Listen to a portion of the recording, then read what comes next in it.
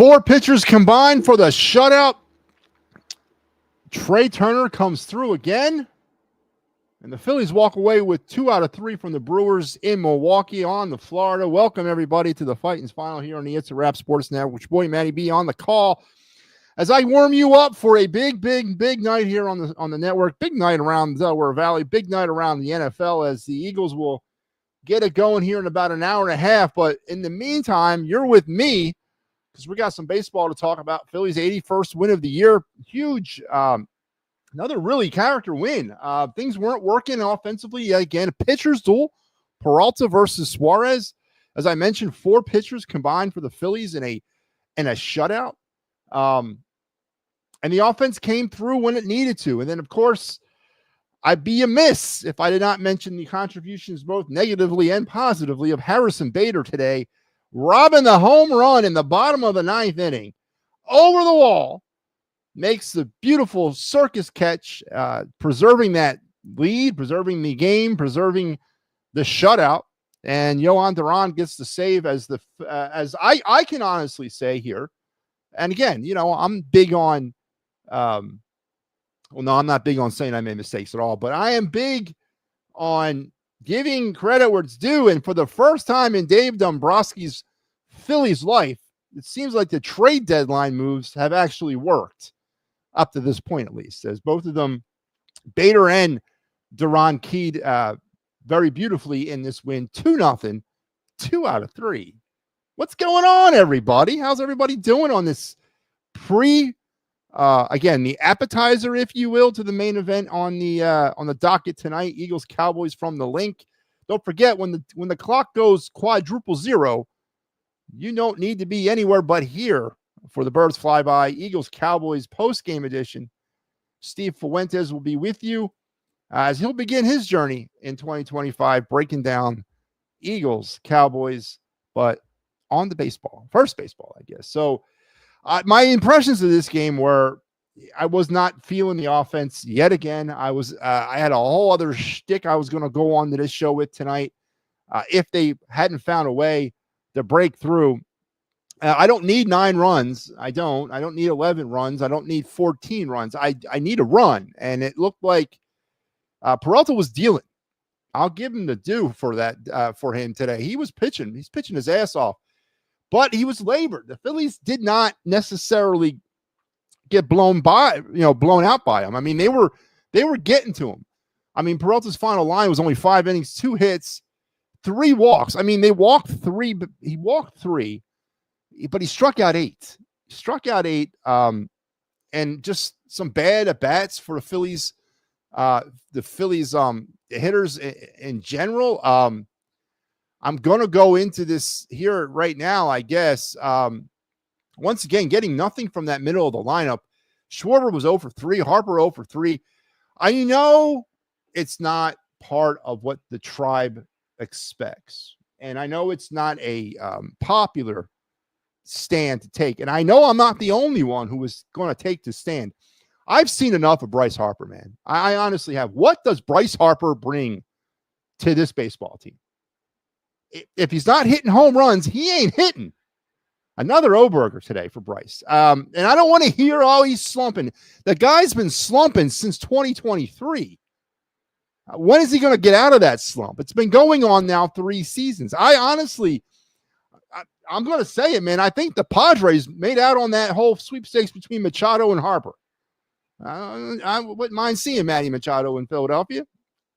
But I asked the question, what does Bryce Harper bring to the table? Anything? At all? A home run every 30 at-bats to get people off his back? Pretty cleats with, attaboy written on them. The fanatic headband. I mean, he's a panderer. He's pandering to get people off his back.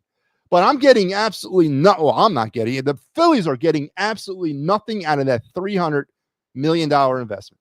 They're not getting their money's worth.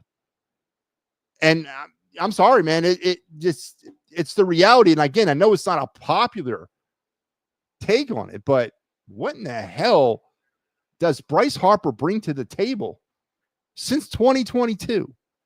Since the year that he won the MVP? No, he won that in 21. He won the NLCS MVP in 2022. But since that moment where he raised that trophy in CBP against the Padres, what has he brought to the table? Nada. Job's not finished yet. Eagles play tonight. Yeah, again, I said, it's the first leg in our sports doubleheader here on the network. You got me, and then later on tonight, obviously the main course. I'm the appetizer. The main course will be the Eagles Cowboys from Citizen Bank. Yeah, they're playing at the bank tonight. They're going to move the venue to the bank because too many people are complaining that there's not enough football games played on infield dirt cutouts anymore. Like, I miss that. I ain't gonna lie to you, man. I used to love that back in the day. Oakland, San Diego, San Francisco, those teams used to play on their modified baseball stadium fields where their natural grass, so they couldn't cover up the infield. So you would play on the infield dirt. Man, that's football, man. That's football how I grew up. More people should do that again. I'm telling you. It'd make for a better game. Well, listen, let's not put the chickens or the Eagles, before they hatch, so to speak. This game is, we're going to get into Eagles stuff later tonight on the post game. I'll talk Eagles, but this is a Phillies post game show. As we're going to try to dissect this, but obviously anything other than a win tonight. I mean, does a style point win count for the Eagles? Do the Eagles got to blow the Cowboys out, or is it okay if they eke out a 10-9 win? Are the Eagle fans going to be okay with that, or does it got to be 45-0? Good win today by the Phillies, but the offense needs more runs. Yeah, and I was sort of kind of going into that. The middle of the lineup has been criminally negligent all season long, and it continued tonight. I think I did a stat last week or something through one of the series, I think over the weekend, like 3 for 34 for 2 games. Well, tonight, let's just talk about the middle of the lineup right here. Schwarber 0 for 3, Harper 0 for 3, Realmuto 1 for 4, Marsh 0 for 3. What is Marsh doing batting in the middle of the lineup? So Schwarber, Harper, Realmuto, and Marsh. That's your 2 through 5 hitters, right? And that's a combined 1 for 7, 10, 13. A combined 1 for 13 from your 2 and 5 hitters. Again, the production came from up top in the presence of Trey Turner with the huge hit. He's only 1 for 5, but he got the big hit, the RBI. And then down below, where you had 1, 2, 3, 4, you had 4 hits from your 6 through 9 hitters. It's a great story, and they're doing things that we've asked all season long to happen. Somebody gets cold, somebody needs to pick somebody up, and I get that. But you cannot live much longer. You're not going to live long in the postseason when you're getting nothing from your 2 through 5 hitters. And it's a story that nobody's talking about, really. It's getting up there. It's starting to gain some momentum. But the Phillies are getting nothing 2 through 5 in their lineup. You're not going to live long in the playoffs that way. I don't care about all the funness in the bottom of the lineup and Trey Turner. You need something from those friggin' meat guys, man. And again, what is Alec Bohm, or not Bohm, what is Marsh, or what would Bohm be doing there? But what is Marsh doing batting in the middle of your lineup? But the pitching today was amazing. That catch was wild at the end of the game. Yep, Bader with the stealing of the home run. Suarez had himself a day. Suarez on the day was 6 innings, 6 hits, no earned runs, 2 walks, 4 strikeouts, 89 pitches through 6 innings. Elevated, but I can live with that. Usually he's throwing 89 pitches in like 4 innings. Robertson, Strahm, and Yohan Duran comes on for his 26th save. All helping the Phillies win. 2-0. Pushing that lead in the NL East back to 6 games. They pick up a half a game on the idle New York Mets. So the lead is back to 6 as we will take this thing to South Florida and open up another key series against the Marlins as we try to, push the Mets back. And it's all going to, once again, collide next week, Monday at the bank, 4-game series with the Mets. So we got to get through the Marlins before we get to the Mets. But all that ends well, right? It was a good win tonight, a good series win, series number 29 victory for the Phillies in 2025. So let's break down this game. Let's go into the box scores. Phillies 2 runs on 6 hits, 1 error. I believe it was a Bader error. Brewers no runs on 7 hits. Offensive standouts, we can go with the 2 hits that we got. One from the top of the lineup in Trey Turner with the RBI, and then the insurance down the bottom, Stott with the go-ahead run, the 1-0 run. And then, I'm sorry, it was the other way around. Turner gets gets started with 1-0, and Stott as the insurance run late. They were it. That was your offense right there. You had Bader, Kepler, and Bohm also chipping in with a hit. Again, nothing except for one hit from JT Realmuto from the 2 through 5 hitters. And it was enough, though, because, the Phillies had the pitching. And I've maintained that the pitching hasn't been a problem all season, even with all the injuries and now the uncertainty around Aaron Nola. The starting pitching still, I think, is enough, along with the bullpen, to make a deep run. I really do. Again, it's always going to come back to me to the offense. For the Brewers, nothing on the board here for them. A couple hits spattered around. Vaughn did have the biggest day for the Brewers, statistically 3 for 4. Durbin also 2 for 4, but that's pretty much it. As Suarez, Robertson, Strahm, and Duran worked their way through this lineup somewhat methodically. Scoring summary, Turner would get it going in the 7th, as it was a pitcher's duel all the way up to that point, by knocking in Bohm to make it 1-0, and then Stott in the 9th with the insurance run, doubling Harrison Bader in to give the Phillies a 2-0 lead, and that's how things would end. 2-0 Phillies. Phillies were, they left 8 on base, and they were a putrid 2 for 11 with runners in scoring position. The Brewers left 8, and they were 0 for 10, so that's worse than the Phillies.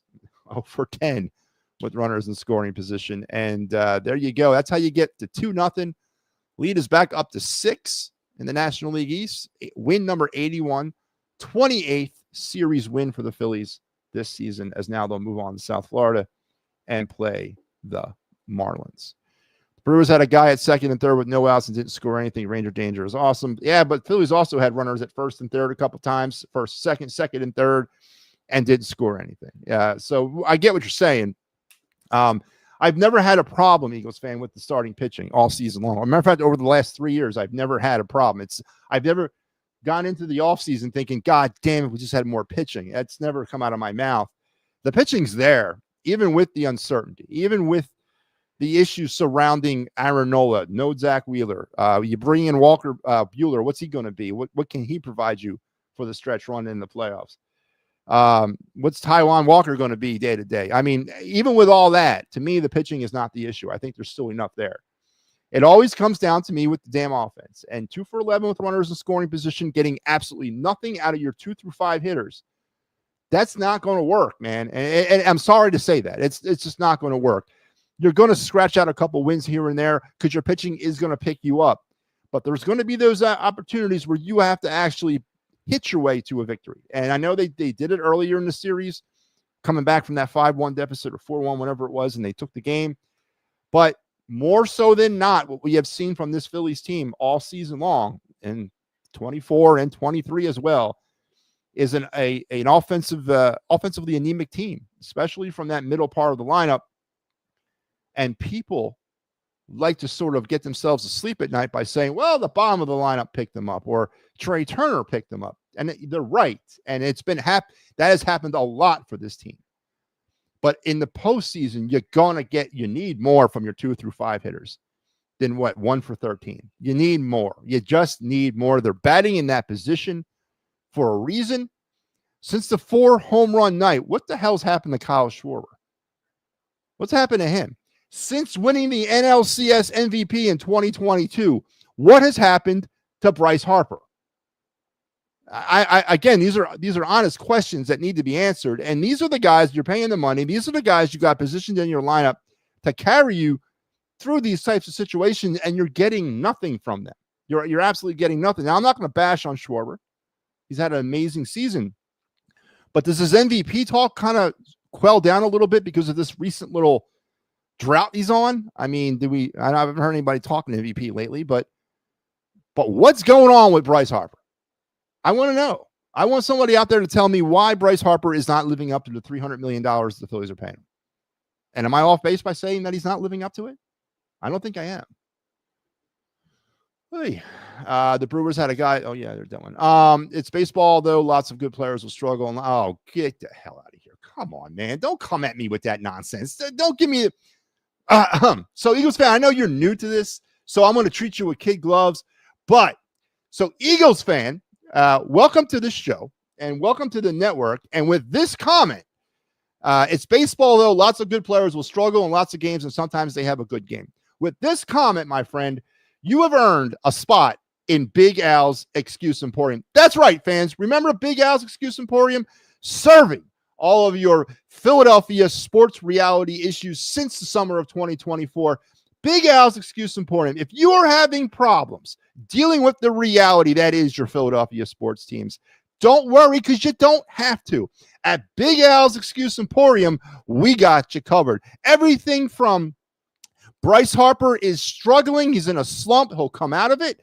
To the Phillies struggled after coming back from London in 2024 because they couldn't sleep in their own beds, or they had to wear shower shoes, or the more ever popular, they missed their mom.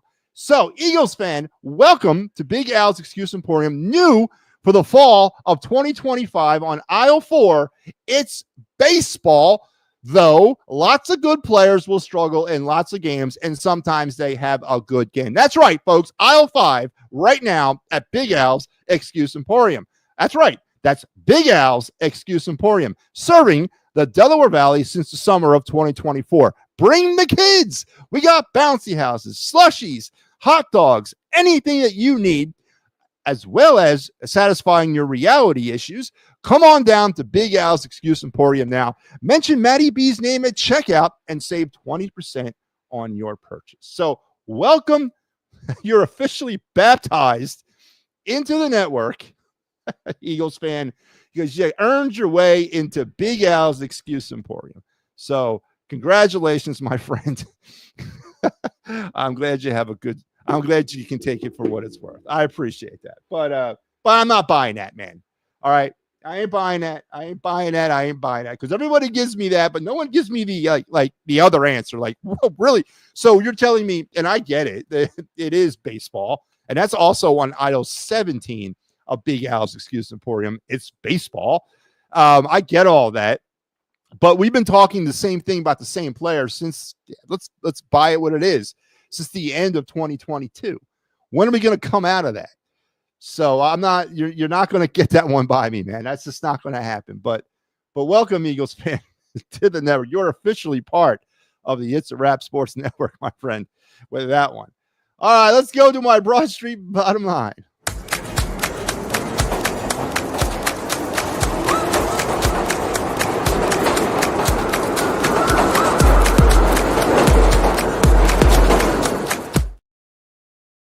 All right, my Broad Street bottom line on this, football eve, hours, not hours, man. What are we about? An hour and a half, hour and 15 minutes, hour and 5 minutes away from kickoff. My Broad Street bottom line is simpler. It's never been the pitching for me. It's never been a pitching problem. They have enough. They have enough. It's always been the offense, 2 for 11, just not working. The not production from the middle of the lineup's not working. But with pitching, and with a performance like Ranger Suarez put on today, sometimes that's enough. And that's enough to carry you into these types of wins. It didn't take 9 wins, 7 home runs. It didn't take any of that.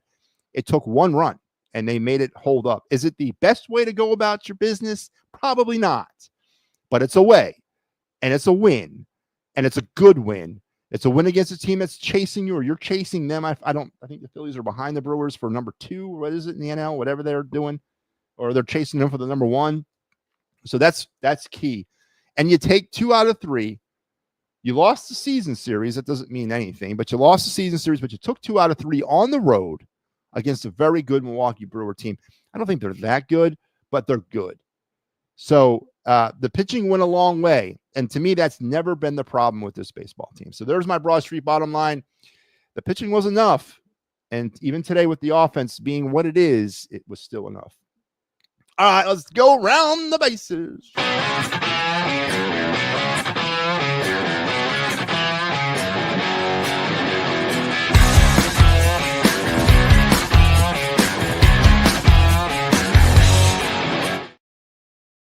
All right, let's do our scores on a very light day around Major League Baseball. It's the Thursday. A lot of teams are off.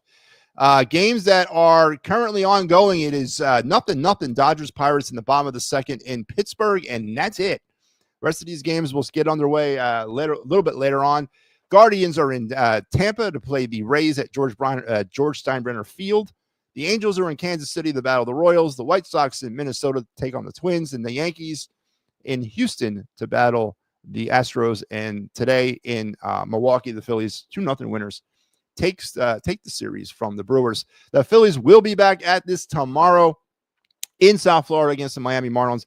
Christopher Sanchez on the hill for the Phillies, and he'll be opposed by that pesky undecided. That pitcher has the Phillies number. He really does.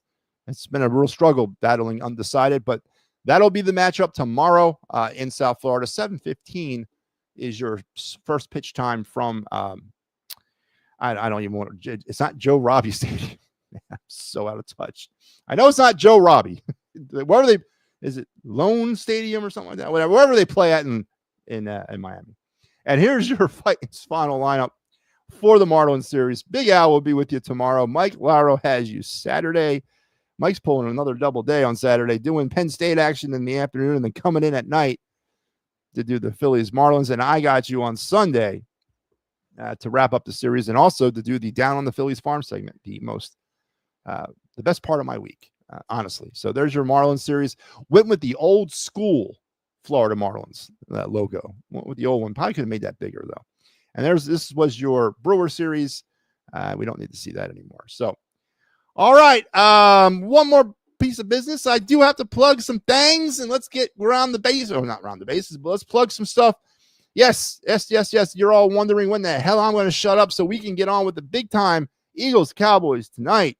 And when the game goes final, whenever that might be, if it's at 11:30, 11:45, 12:30, 1 a.m., if it goes to quadruple overtime, whenever that it will be, we will be here with you as well. Eagles-Cowboys on the Birds Flyby program. Steve Fuentes and a cast of many will be joining you and taking you through this game. Don't forget the Happy Valley Huddle will be seen right after Penn State FIU on Saturday. The Attacking Third on Thursdays at 9. The Locks, Props, and Parlays Wednesdays at 7 with Mike Lara. And the Matty B Final Word program that will return. No show tonight. I am not coming on opposite the Eagles. Now, you could make a case for me to come on because there'd probably be a lot of talking going on about this game, but I'm taking a night off. I'm taking another night off. I'm getting greedy, but I'll be back Sunday as we'll get our week going. And then on Sunday mornings at 9, the P&M and the AM program.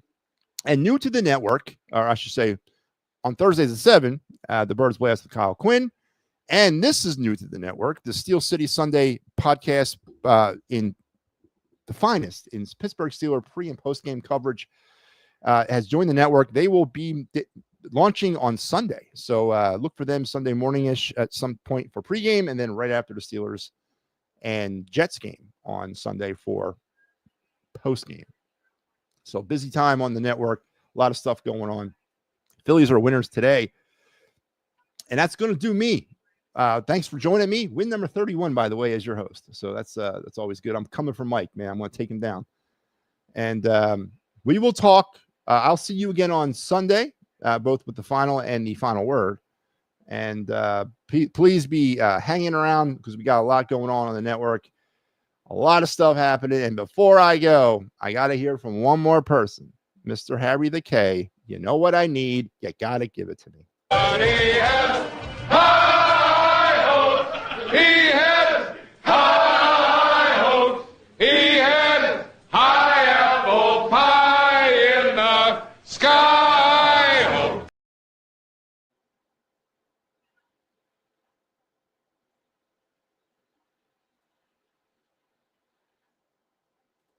All right, I'm back real quick. I want to address this one last comment. Make no mistake, we gave up a legit prospect in Hendry Mendez for Ho Bader, but it's worth it. Yeah, I'm actually okay with that prospect being traded there, Steve, versus letting go Eduardo Tait and Nick Abel for Duran. I know it's maybe a higher price, but yeah, I think you're right. And I think Bader is part of my outfield of the future. So I just wanted to address that real quick, Steve. Thank you for chiming in. I haven't seen you around lately, man. That's going to do me. I'm going to go off the air now, but make sure you're back later tonight. Eagles, Cowboys, the Birds Flyby. Go Birds. See ya.